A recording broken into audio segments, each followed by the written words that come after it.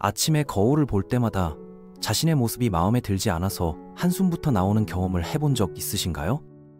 작은 실수 하나에도 나는 정말 못났어 라며 스스로를 끊임없이 책망하거나 SNS에서 남들의 화려한 일상을 보며 자신과 비교하면서 괴로워하는 자신을 발견한 적은요?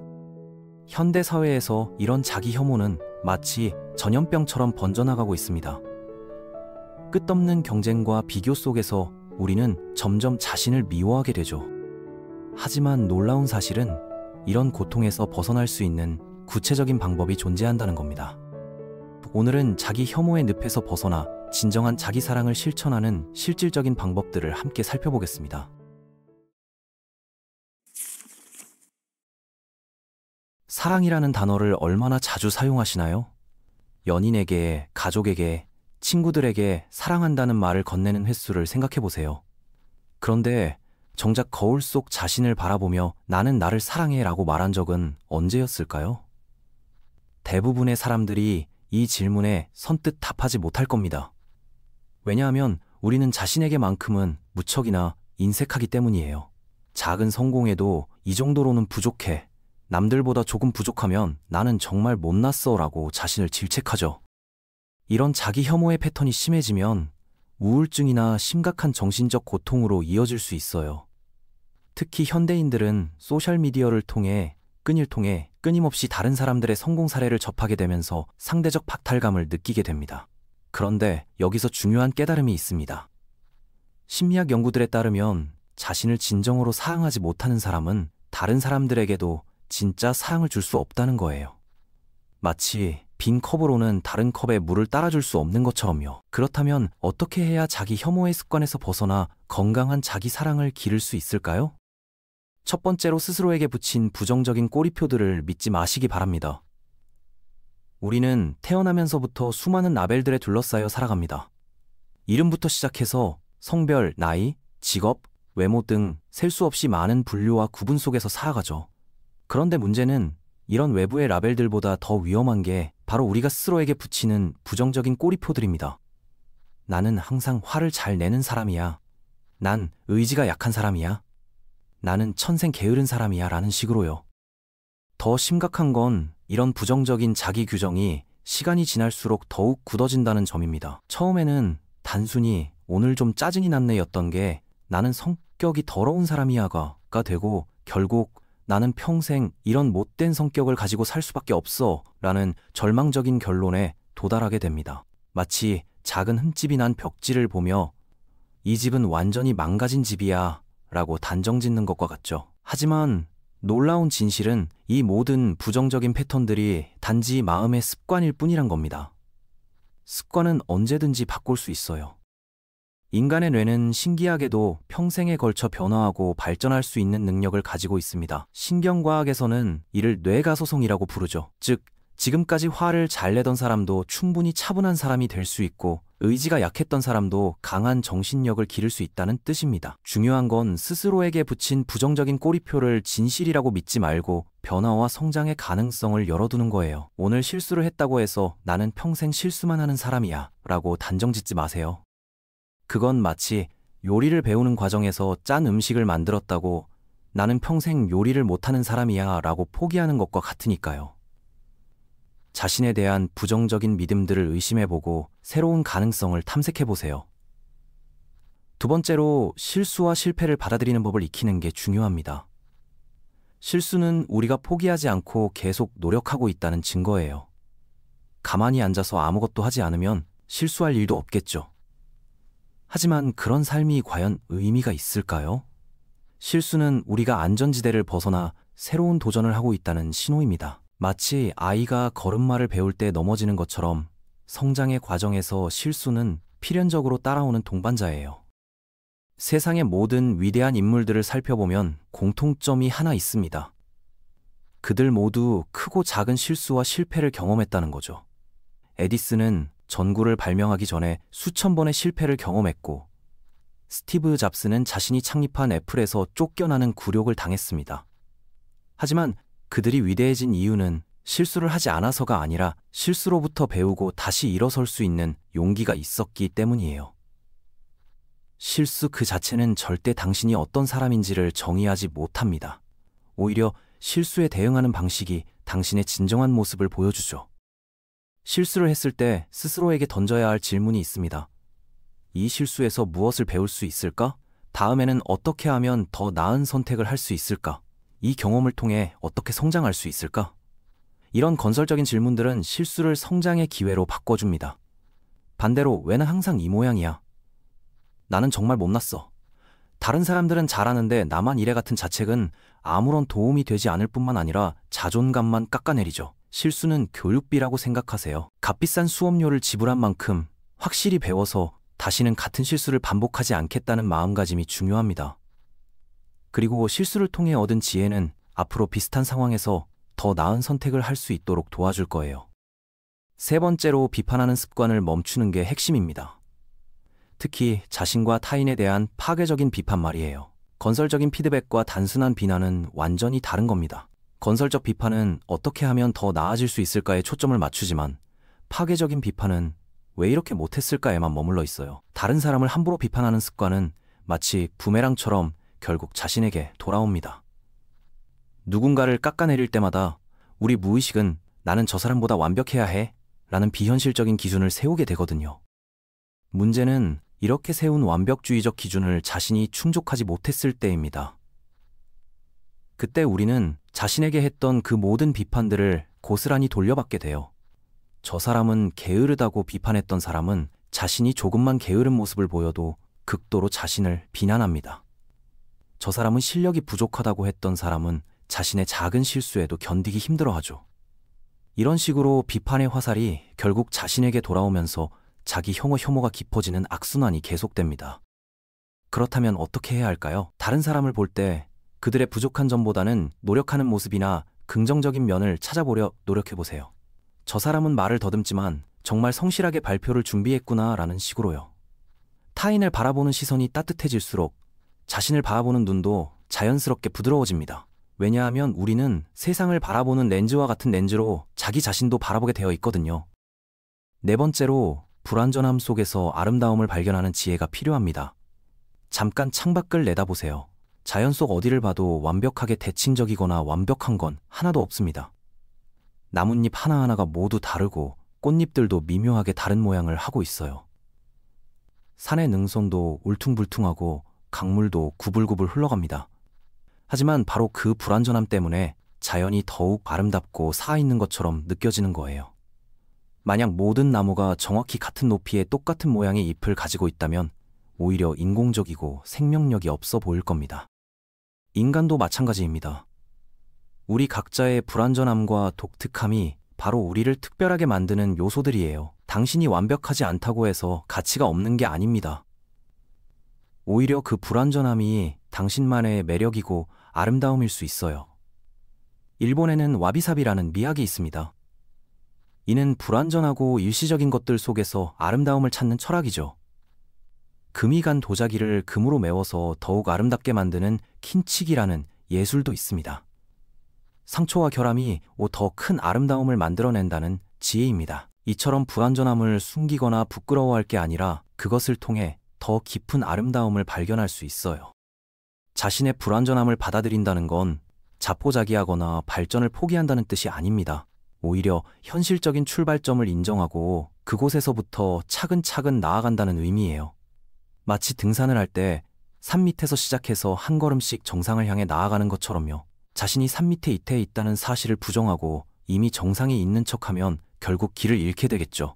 하지만 현재의 위치를 정확히 파악하고 인정하면 어느 방향으로 가야 할지 분명해집니다.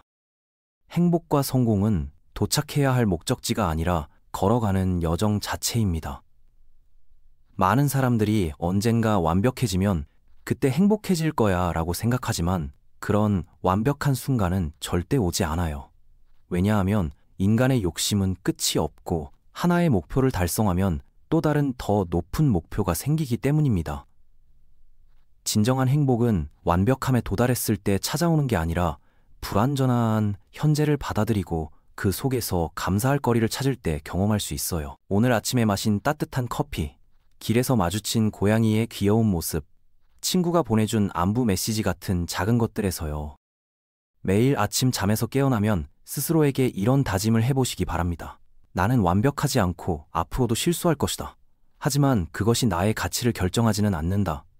나는 매일 조금씩 나아지려고 노력할 것이고 넘어져도 다시 일어설 것이다. 이런 다짐이 처음에는 어색하게 느껴질 수 있어요. 오랫동안 자신을 비판하는 데 익숙했던 사람에게는 자기 자신에게 친절한 말을 건네는 것조차 낯설 수 있으니까요. 하지만 이게 바로 진정한 자기 사랑의 시작입니다. 자기 사랑이라고 해서 자만심이나 이기주의와는 완전히 다른 거예요.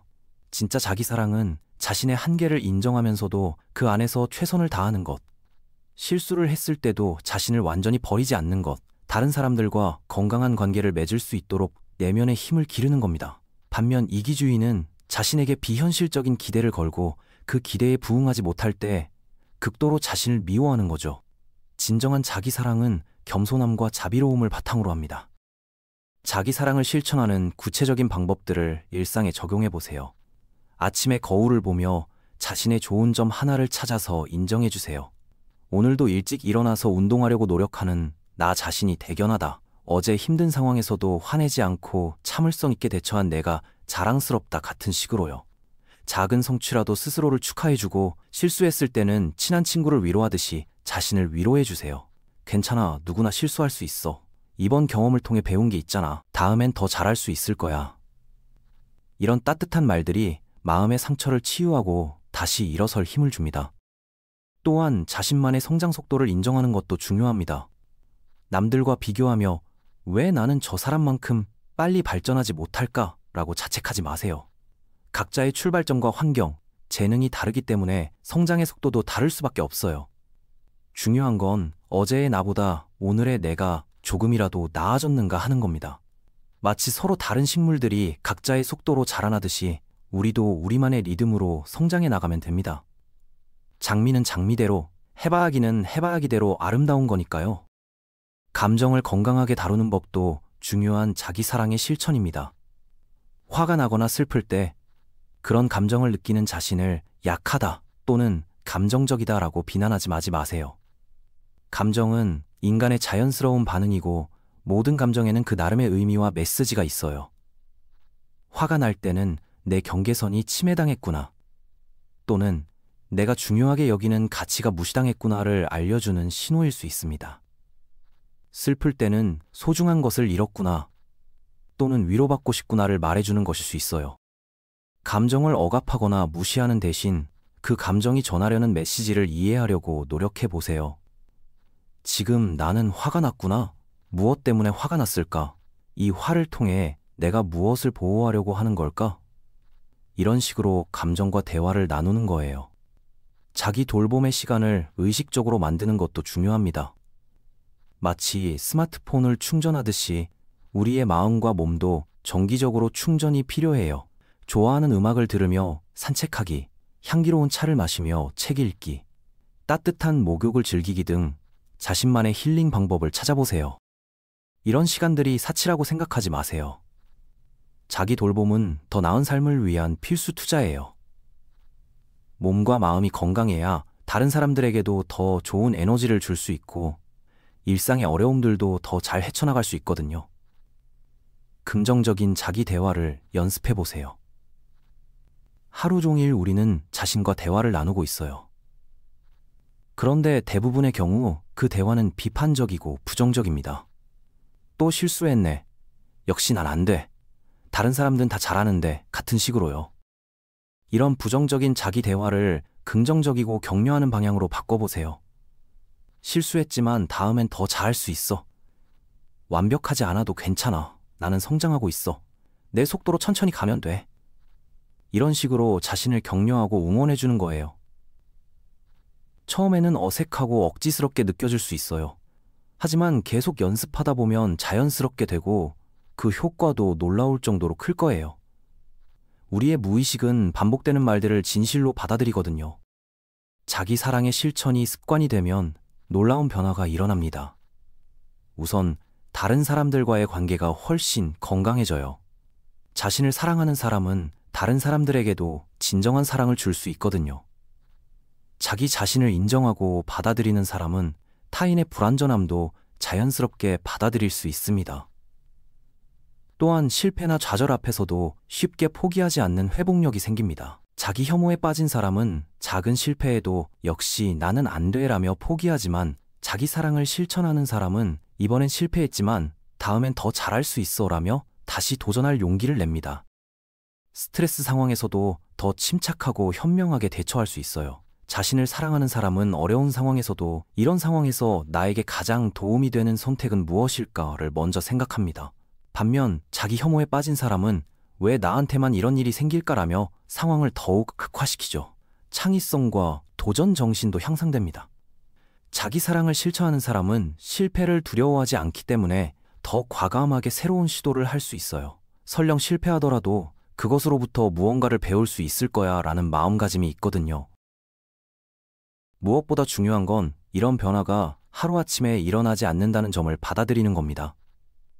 오랫동안 굳어진 자기 혐오의 패턴을 바꾸는 건 마치 새로운 언어를 배우는 것과 같아요.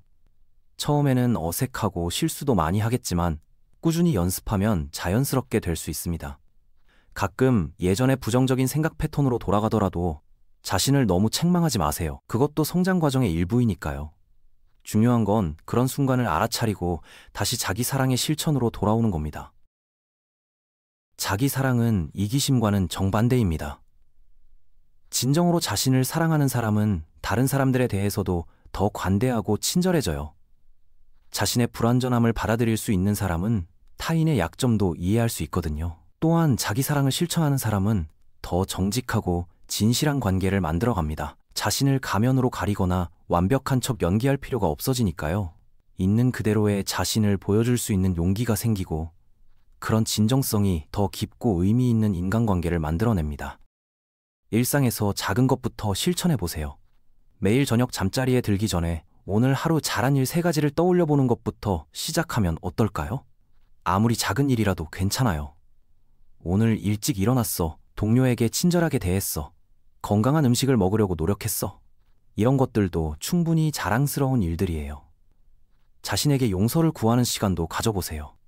과거에 자신에게 너무 가혹했던 일들, 필요 이상으로 자신을 비난했던 순간들을 떠올리며 진심으로 사과해보는 거예요. 그때 너무 심하게 나를 비난했구나. 미안해. 앞으로는 더 친절하게 대해줄게.